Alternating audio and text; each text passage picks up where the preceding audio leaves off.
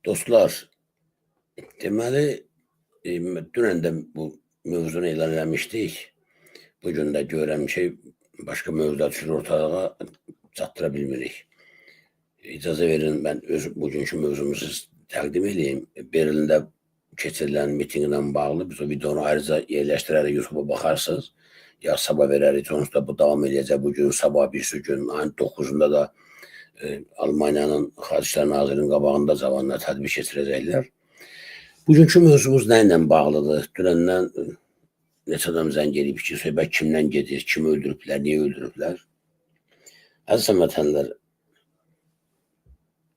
bu Tofiq Yaqubulun həbsi ilə bağlı bilirsiniz də bəzi adamlar hakı eləyirlər, qoyma gəldi, nə bilim, bu ayı Tofiq Yaqubulu ayı ilə eləyək, bu ili Tofiq ilə eləyək, ada Tofiq öldü, tez onun axmayağa neyinin, bir qəribə bir hakı saatlar. Mənim üçün bir çox şeylər başa düşülən deyil.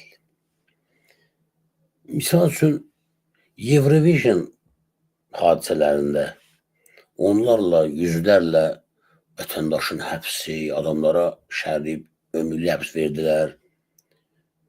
O bəyəm Tofiq Yaqublu qədər əhəmiyyətli deyildi bu hadisələr ki, insanlar belə reaksiya versinlər.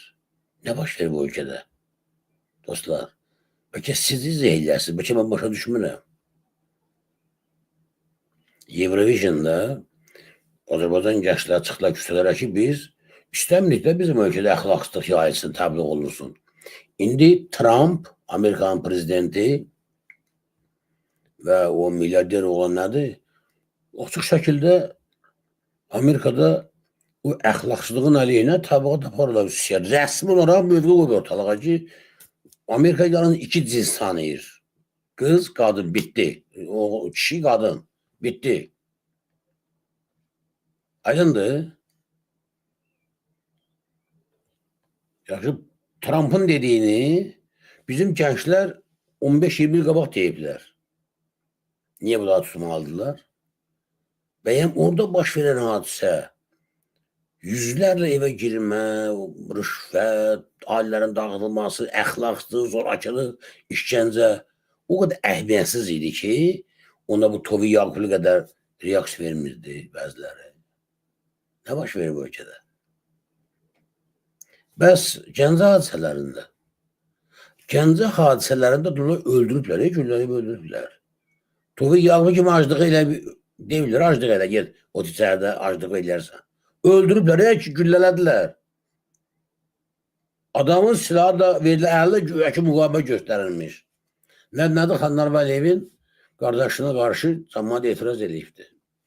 Ömürlü həbs verirlər Yunus Səfərova. Niyə belə reaksiya olmadı?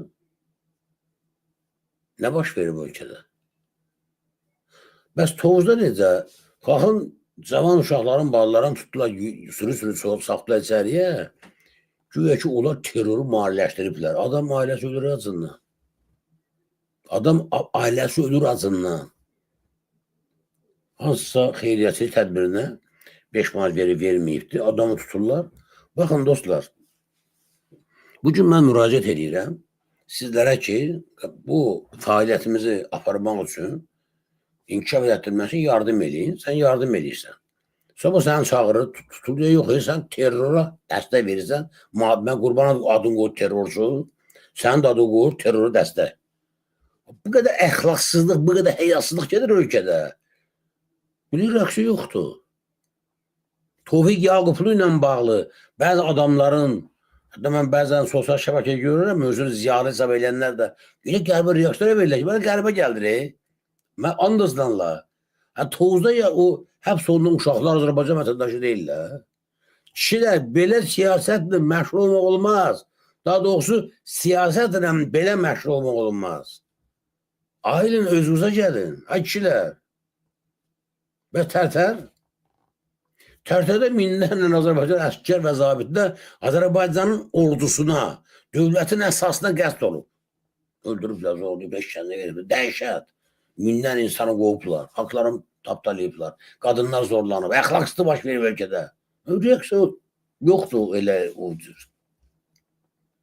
Nə yaxşı birinizin ağlına gəlmədi ki, 2017-ci ili Tərtər ilə elan eləyək. və yaxud da istintaqın təzələnməsi 2021-ci dekabr ayını tər ayyığını eləyək. Səhv demirəm. Ben istəyirəm ki, millət ailəsini belə bu formada yaşamaq olması vallahi billahi anormallıqdır bu. Bu anormallıqdır. İçəridə qızlar yatır, jurnalistlər. O qızlar yatır ki, onlar sənin əmlakını uğurlayan adamları ifşa edirlər, araşdırırdılar, abzas medyada paylaşırdılar. Meydan TV'də paylaşırdılar. Qızların, qadınların həbsinə belə reaksiya verməyənlərin Tovi Yaqub'a görə özlərinin cırmaların mən başa düşə bilmirəm və başa düşmək də istəmirəm. Tovi Yaqub müdafiə olunmalıdır başqa siyasi məhbuslar kimi. O da Azərbaycan vətəndaşıdır. Amma mənim üçün sual yaranır ki, məsələn, burada daha böyük problem vardı. O daha böyük problemdə niyə belə reaksiya yoxdur? Nə baş verir ölkədə? Yox, belə yaşamaq olmaz.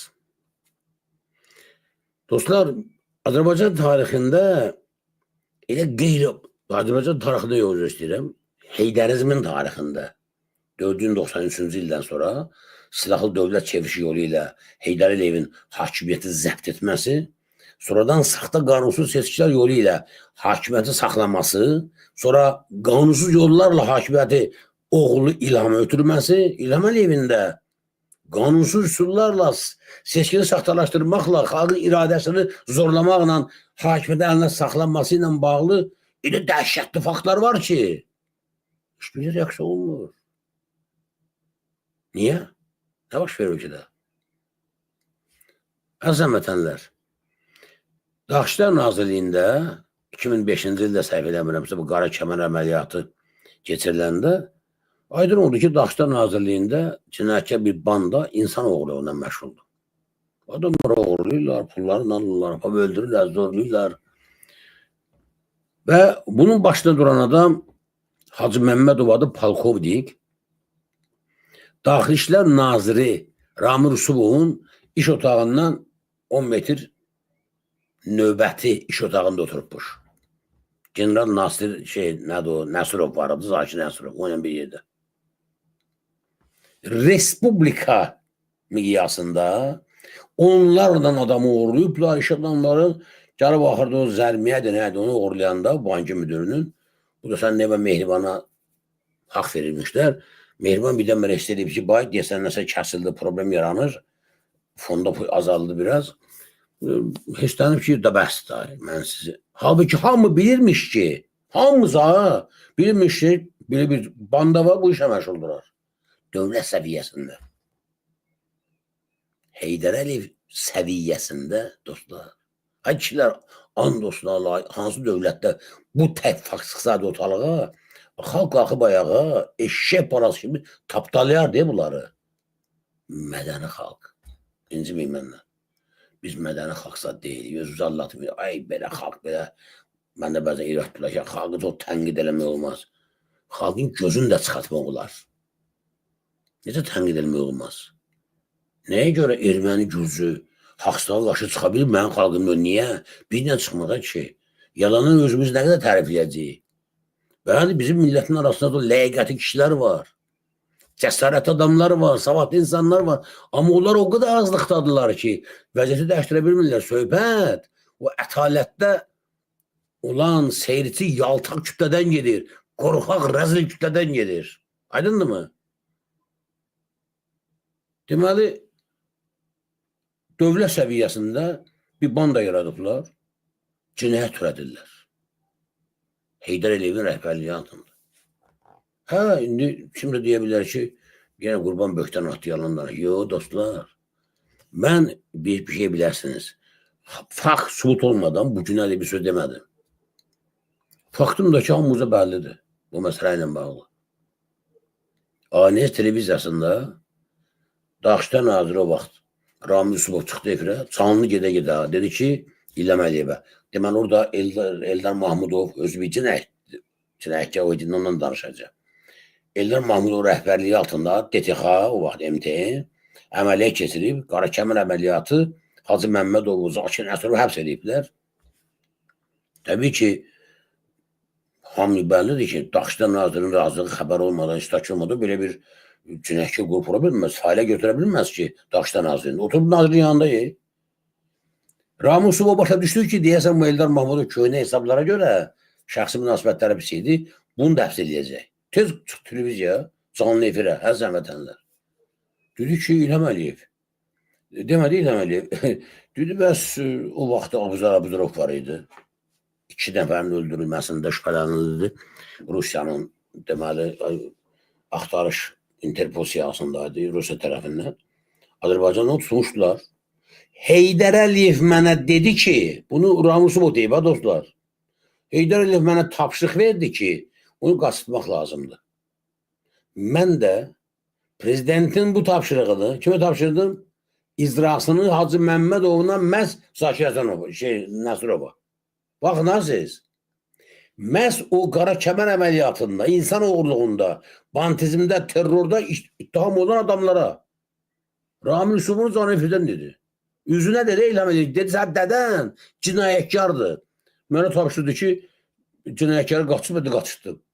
Əslən vətənlər, cinayətkarın qaçırılması cinayətdir. Bir ölkənin daxişdən açıq defirə, bunu özü etiraf edir, dililə nə etiraf elədi, ki-də. Xalqın yüzünə deyil.